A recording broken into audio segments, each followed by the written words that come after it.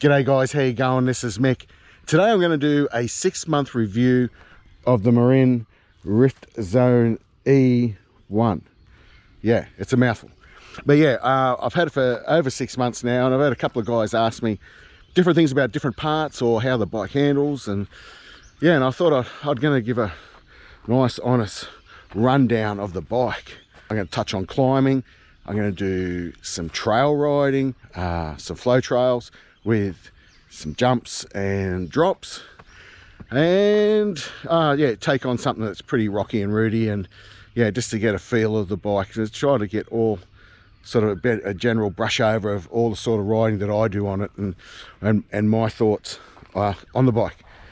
So maybe if it's a bike that you own or a bike that you're thinking about buying, yeah, hopefully this can give you a little bit of direction, or yeah, just a bit of non-biased advice. Very rarely going to find anyone who's spent a lot of money, or you know, substantial amount of money on something, is going to say it's no good, because it just sort of, you know, reflects on their judgment. But no, I'm going to give a pretty honest review. But just a heads up, I really like it. Anyway, let's go ride and we'll do some talking. So when it comes to climbing, I'm guessing like it's an e-bike, right? So it's going to climb well. I'll be honest, I haven't ridden a lot of e-bikes, but what I do find, this is really a nice bike to climb on. I sort of look at doing challenging technical climbs now, like on 2-Up and even this one here, Jackhammer. I used to avoid that. It was just tough, especially for an old fella. Yeah, climbing, look, it's an e-bike, climbs fantastic. Everything works how it should. Since I've put the bigger fork on, the longer fork, it doesn't feel as planted on the front, but that's okay. It's a nice trade-off. It climbs lovely, and I'm just doing it in trail at the moment. I'm trying to get out the habit of throwing it into boost every time I head up a hill. What I will say is this bike loves the tight stuff. Yeah, it's just got that really nice standover. You can get right behind it and push around. I've just gone into boost, a nice little pinch climb here, turn with a left turn. There's some rocks, roots, sort of got around them. Flattens out, and it goes straight up. Yeah, that stuff's easy. Pretty tight there. I'm guessing one of the main reasons I went for a short travel e-bike or trail bike is because that's the direction I was sort of evolved. I went through the downhill enduro phase, and yeah, I just love getting out and doing these longer trail rides. And so I guess it was a gamble going with an e-bike that's only at the time had 140 mil of travel. But yeah, this is the stuff I love.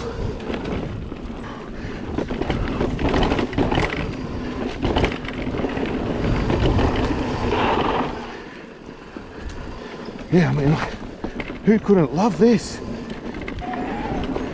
Yeah, it just hugs into everything, this bike.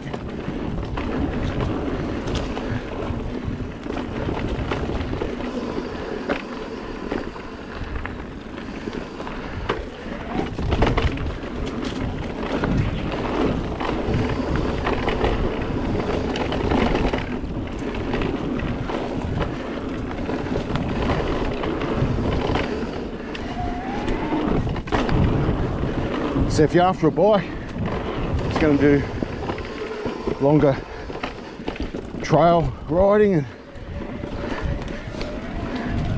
what have you, I'd recommend it. It's so much fun.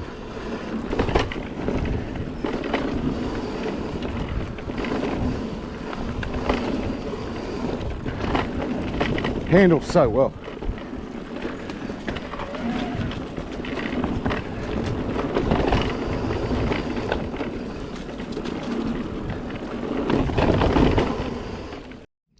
And when I got this bike, it was going to be a trail bike. Like, it wasn't designed to do big drops, jumps, you know, rocky, rooty trails. Or so that's what, you know, they said, if you want to do that, get the Alpine Trail E. But I thought this could do it. I thought it was going to be a little more capable than what it said on the box. So it wouldn't be sort of a review if I didn't do some flow trails with some drops and some jumps. And yeah, I can't jump for shit, but I'll give it a go. And it's not the bike, it's me. So I'm going to do this trail here. It's about 900 meter sort of flow trail with some really nice features on it. It's good fun, and we'll talk about it as we're going. This trail starts off with a pretty good drop. Yeah, that's nice.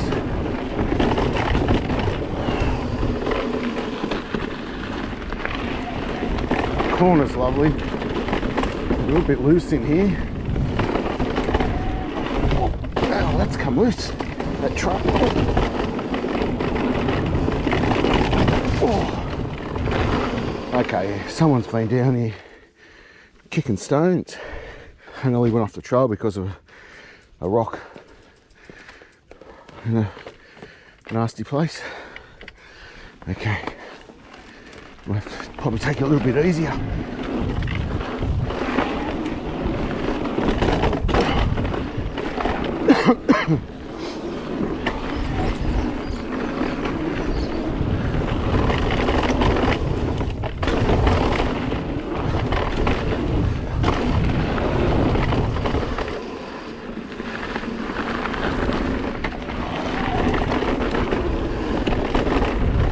Got a nice little drop here.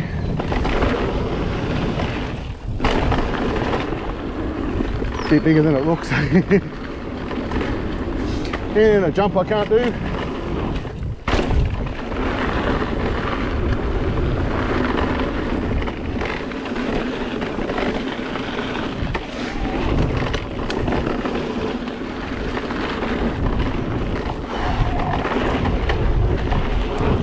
Yeah.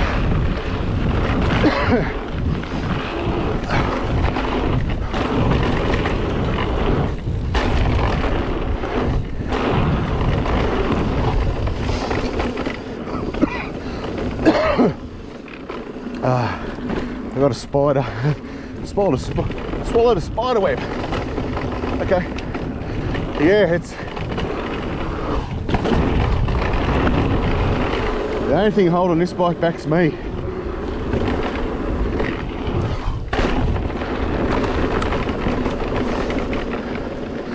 And my ability, or lack of. Felt super safe. A bit worried about those rocks. I'm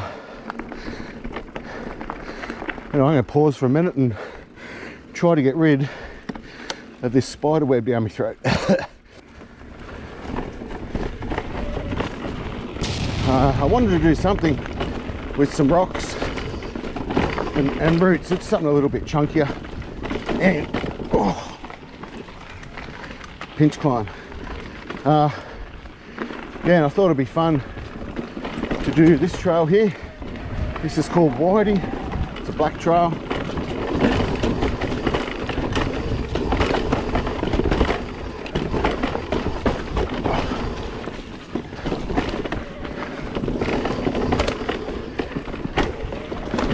As you can see, it's pretty chunky.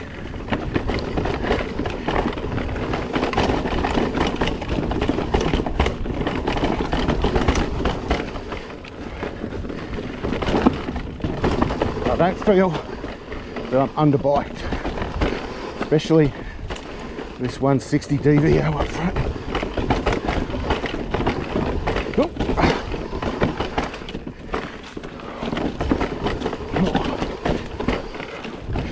sort of quite crawl down here. Not much room for get a few pedal strokes in. It's steep enough it drags you down.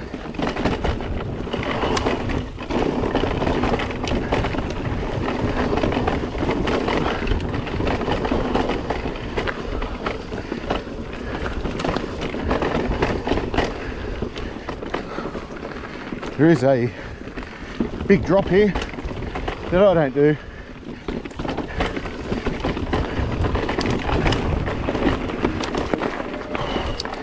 Oh, this is quite a pinch climb, especially in the shit gear like I am. Not now. Whew. Had to put it in boost to get up there and here. Well, I didn't have to, but I did because I've got that. All right, guys, so look, I've just gotten home, had a shower, bit of a clean up. Yeah, I thought I'd talk a little bit more about the bike. Yeah, and some good things, some bad things, and maybe some things I'll change. Anyway, let's have a look at it. So first up, I thought I'd talk about some things that I've changed on the bike that I got it, because I did ride it out the box. Yeah, so what I did change is I changed the rear tire. I went to an Assegai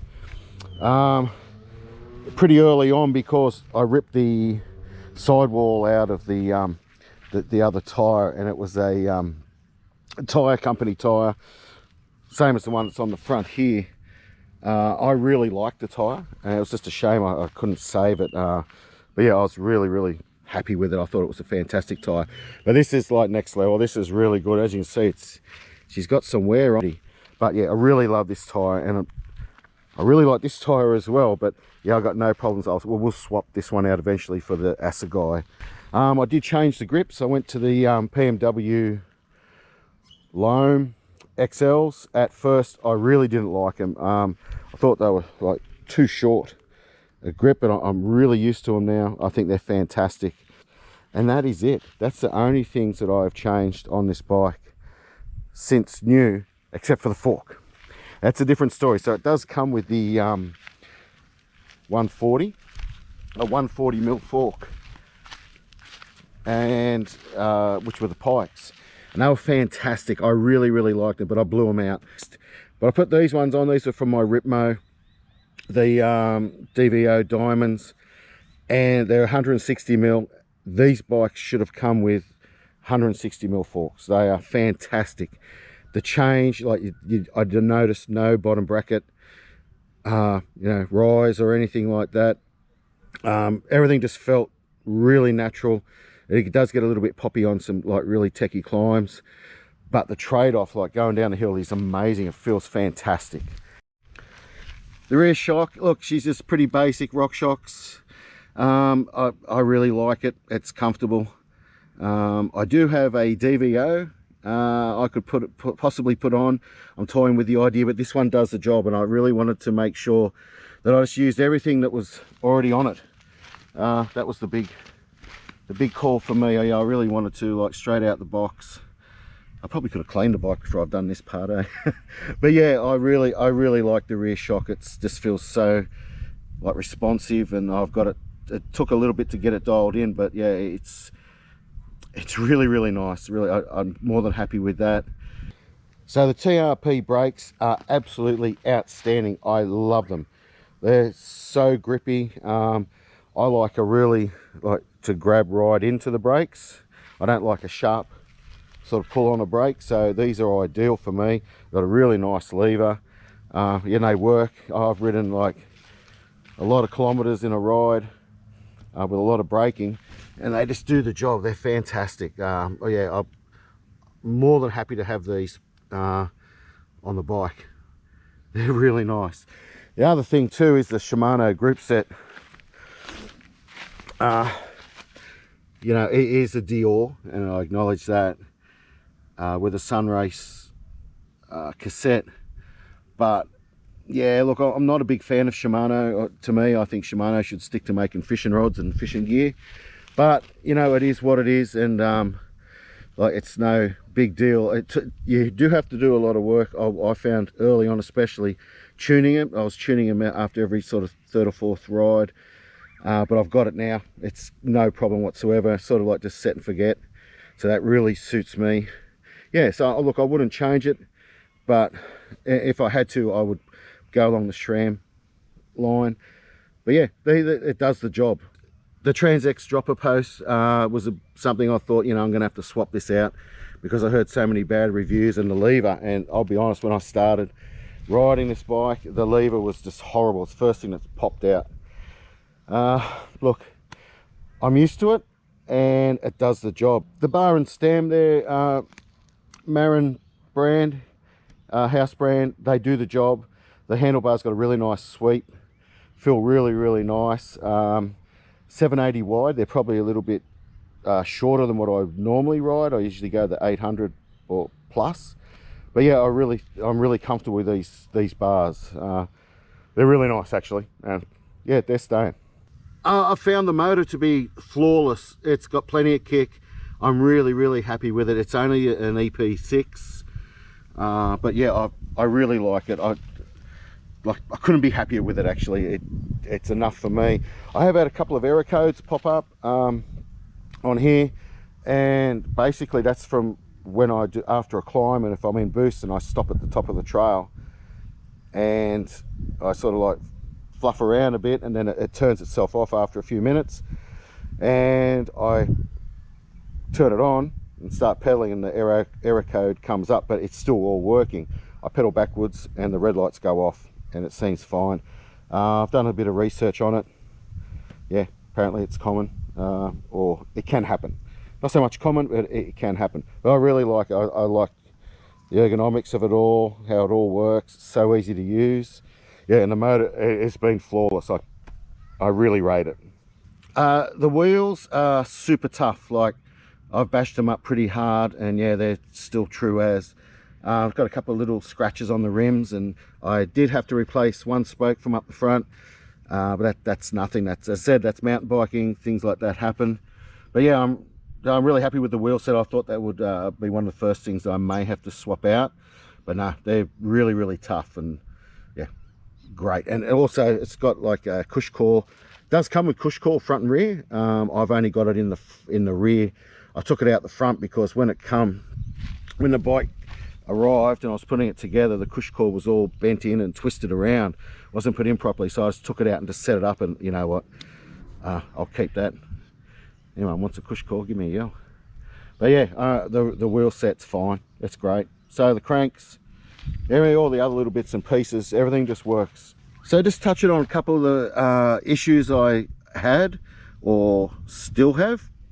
I actually lost that bolt there.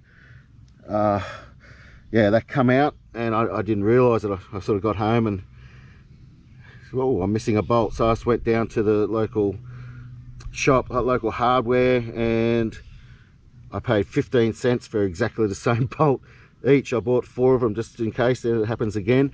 And this pivot bolt just here, man, I have to tighten it up so many times. I'm about to put on some Loctite, and I'll see how that goes. But yeah, that is this one here. I do have to tighten that up, and I do go over the bike. Because of that, I tighten up, I check all the bolts probably every second ride. I do this every ride. But yeah, that's an issue, and I'm possibly a little disappointed with that. So yeah, as I said, I've got spare bolts, and if anything happens, but yeah, I'm just really mindful that I always check this bolt, especially before each ride. So the issues I did have, I've had 2 error codes that were fixed like on the spot, and looked into, researched it, and that's fine. What else did I have? Like took a while to get the derailleur all sorted and tuned. It's running really nice now for about last probably 12 to 15 rides. I've had no issues whatsoever. The fork's blowing up, which has probably been a godsend because it's changed the whole bike. That's really helped the bike. I recommend if you buy one of these and the opportunity to put a bigger fork on, just do it. I know, you know, you could possibly just buy a Alpine Trail E, which is a great bike, but yeah, I just think, like, for me this would be ideal, a trail bike. Yeah guys, so the bottom line is this thing is a great bike. I swear by it, it's fantastic. And you know, you don't have to spend $1 million on an e-bike. The battery's fine. It's a 630 watt-hour battery. I get, if I can do a boost ride in, if I wanted to, I can go up and do a quick 30-40 Ks, no problem. You know, I mostly use trail. Yeah, but you know, I get a long life out of the battery. It charges, you know, it takes 5 hours probably to charge. But yeah, it is a great bike. I'm really happy with it. If I was going to upgrade anything, would possibly be lose the 38 tooth chain ring up front. I don't know, it's doing the job. I'm not feeling like I need to change it, but I possibly would go a little bit smaller.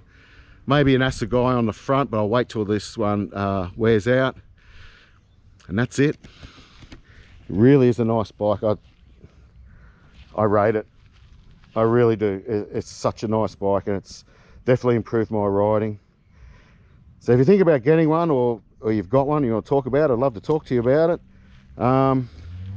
But yeah, it's just a lovely bike to ride. It's a pleasure to ride. Big thanks to Marin for designing such a cool bike. Love it. It's definitely made me a better rider. So that's it guys, you're thinking about getting one, give us a buzz. I can answer some questions for you. But yeah, look, if you're on the fence about getting one, just pull the trigger, just do it. They're a great bike.